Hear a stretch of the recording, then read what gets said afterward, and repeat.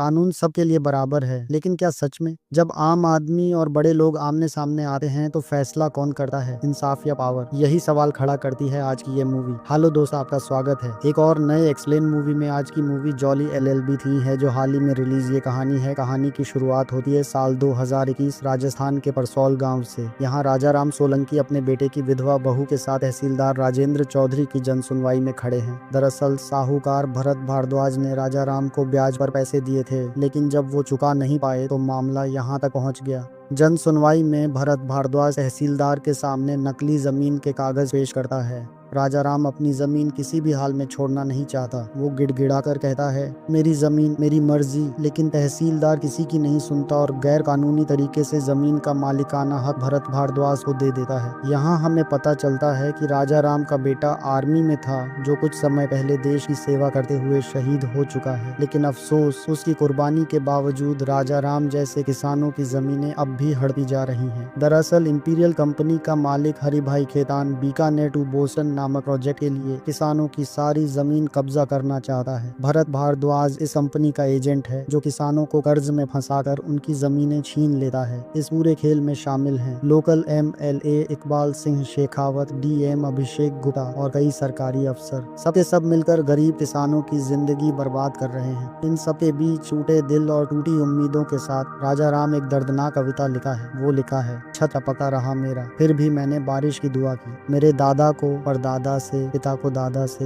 और मुझे पिता से जो विरासत मिली वही सौंपना चाहता था। मैं अपने बेटे को देना चाहता था थोड़ी सी जमीन और एक मुट्ठी बीज, ताकि सबकी भूख मिट सके। इसीलिए मैंने यकीन कर लिया उनकी हर एक बात पर, भाषणों के हर जज्बात पर। मैं मुक्त होकर देखता रहा आसमान की तरफ उठे उनके सर, और उन्होंने मेरे पैरों के नीचे से जमीन खींच ली। मुझे अन्नदाता होने का अभिमान था और यही अपराध था मेरा, लेकिन मैं एक किसान था। यह लिखने के बाद राजा राम नदी में कूदकर आत्महत्या कर लेता है। इसके बाद सीन शिफ्ट होता है दिल्ली की कोर्ट रूम की ओर। यहाँ एडवोकेट जावेद अपने क्लाइंट नरेंद्र लाल गुप्ता, जिनकी उम्र 80 साल है, उनका केस लड़ रहा होता है। दूसरी ओर खड़ा है जॉली 2 यानी जगदीश्वर मिश्रा। केस बेहद अजीब है। आरोपी शशि वाला उर्फ शशि है। शशि लड़की बनकर बुजुर्ग लोगों से शादी करता है और फिर उनकी प्रॉपर्टी हड़प लेता है। जॉली 2 अपनी चतुराई और तेज दिमाग से ये केस जीत जाता है, लेकिन तभी एक बड़ा खुलासा होता है। असल में शशि जॉली 1 यानी जगदीश